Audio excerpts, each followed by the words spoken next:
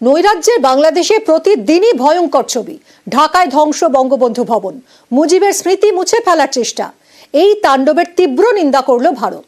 পাল্টা চাপ তৈরির চেষ্টা বাংলাদেশের তদারকি সরকারের। ঢাকায় নিযুক্ত ভারতীয় হাই কমিশনারকে তলব করেছে সে দেশের বিদেশ মন্ত্রক।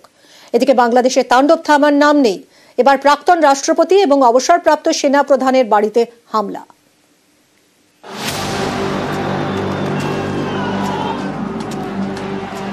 বুধবার রাত ভর তাণ্ডব, ঢাকার ধানমন্ডিতে ধ্বংস বঙ্গবন্ধু ভবন, গুঁড়িয়ে দেওয়া হয় শেখ মুজিবুর রহমানের বাসভবন। এই বাড়ির সঙ্গে জড়িয়ে মুক্তিযুদ্ধের ইতিহাস। ৭১ এই বাড়িটাই ছিল অনেক মুক্তিযোদ্ধার ঠিকানা। এখান থেকেই বাংলাদেশের স্বাধীনতার ঘোষণা করেন মুজিবুর রহমান। ঐতিহাসিক বাড়িটাই আর নেই। ঢাকার বঙ্গবন্ধু ভবন ধ্বংসের তীব্র নিন্দা করেছে ভারত। বিদেশ মন্ত্রকের মুখপাত্র রণধীর জয়সওয়াল বলেছেন, দখলদারি ও নিপীড়নের বিরুদ্ধে বাংলাদেশের মানুষের প্রতিবাদের প্রতীক ধানমন্ডির শেখ মুজিবুর রহমানের বাসভবন। বঙ্গবন্ধুর বাসভবন গুঁড়িয়ে দেওয়ার ঘটনা নিন্দনীয়। বাংলাদেশের স্বাধীনতার লড়াইকে যারা মর্যাদা দেন, এ নিয়ে যারা গর্ববোধ করেন, তারা জানেন বঙ্গবন্ধুর ধানমন্ডির বাসভবন জাতীয় স্মৃতি।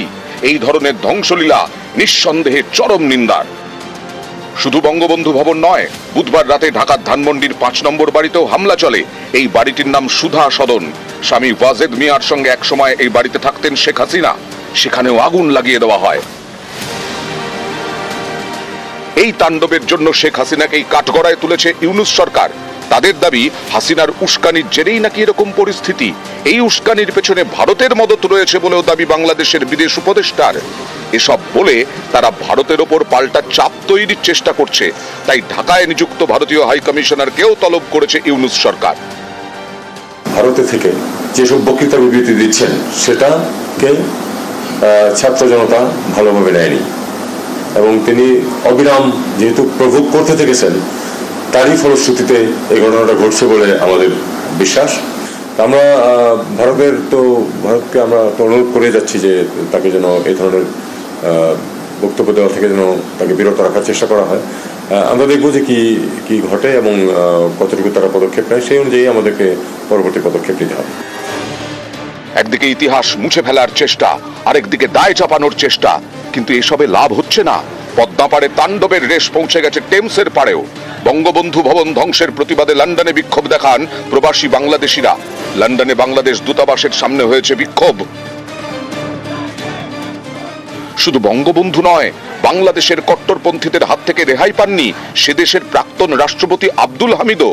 বৃহস্পতিবার রাতে কিশোরগঞ্জে তার বাড়িতে হামলা করা হয়।